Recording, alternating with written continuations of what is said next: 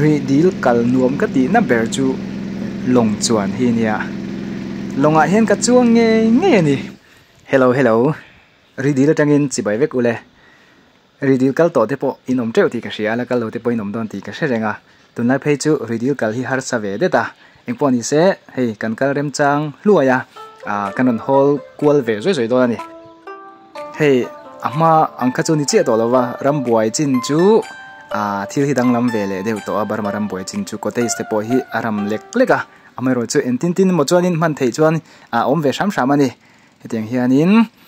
equal to 10 mi puite ta na cholna nuam mai an lo siama ni sat phei chuanin henglai mun te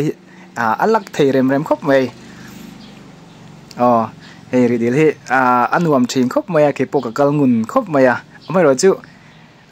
ka kal hianin tha ka la choi lem lo video po hin ka ti khat angreng khop maya tun tum chu video alang ve tlat maya kan han hol kwal vele zoi don ani khen kal chan pakhat chu hei hret puile la ni te in nei shooting nei pain kan kala kan mo nei tu te an moi cheng khop mai tian shooting kan nei mola kan zo don to lampang ania tlai ni tlak ma deu ania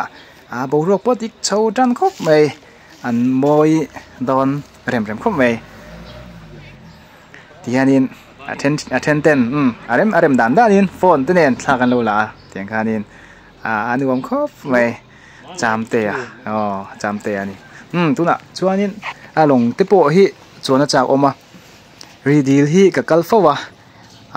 nuam ka ti na ber chu long chuan ani longa chuang ango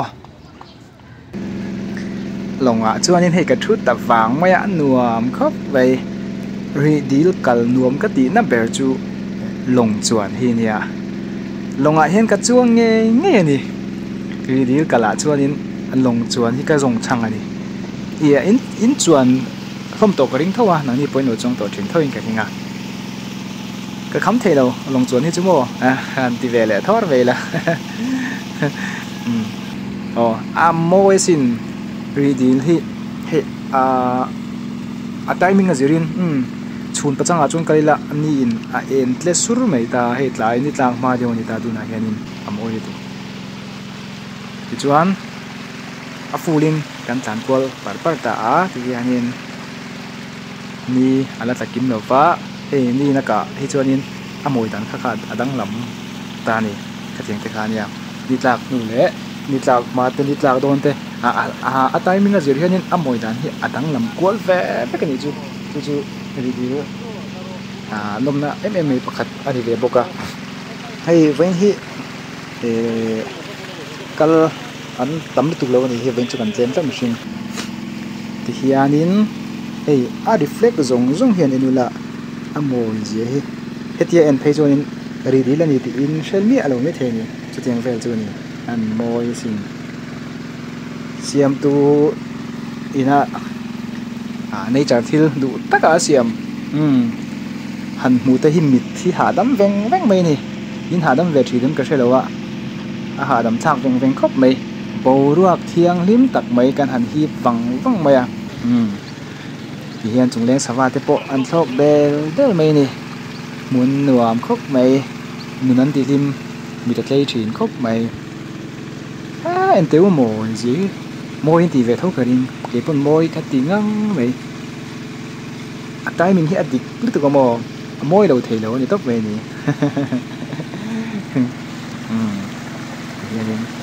kan tlan chak over lo wa ti ngenin hei kan tlan chak dan tok chu in shet chem kading ti khanin hian ri ar ania song ho so ri ar hi an lo om ve di nunan ti nim khop mai ri ar te pon anom hi sanga te po aron per anon in per at mai mu tu te po am boka hei aro hun lai nia temin an do ve de bap mai ni ma se hu nom thau se kon than ri ar ania nunan ti lim sin he tianga an hi ni tan ti tle ya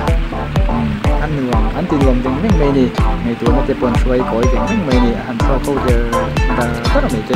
hianin nuam kan lo ti em mai ni tu na chuan fulin kan chong to kan kal chuak vek to long chuan chu kha zong kha ni an nuam khop mai soi tong khanin ri ka kal chuanin long a hen ka chuang nge ni nuam hi ka tit khop mai ka kal chan te po hi ani thi na ni ti hian hei chu soi tong khanin tlai nit la to tunga chon nit la to mo akal tam tak hi an ho ve to ni chu an ho liam ve vek to ke ni chu in nei thla ti kan la wangin kan han om muang changa amoi hun lai te po kan zong ve de buka chu wang chuan kan om muang changa amoi reng bok ani moi khop mai he mun hi in nei thalak na an te family thalak na an te music video tan te an mang na sem em thin bok ani khop mai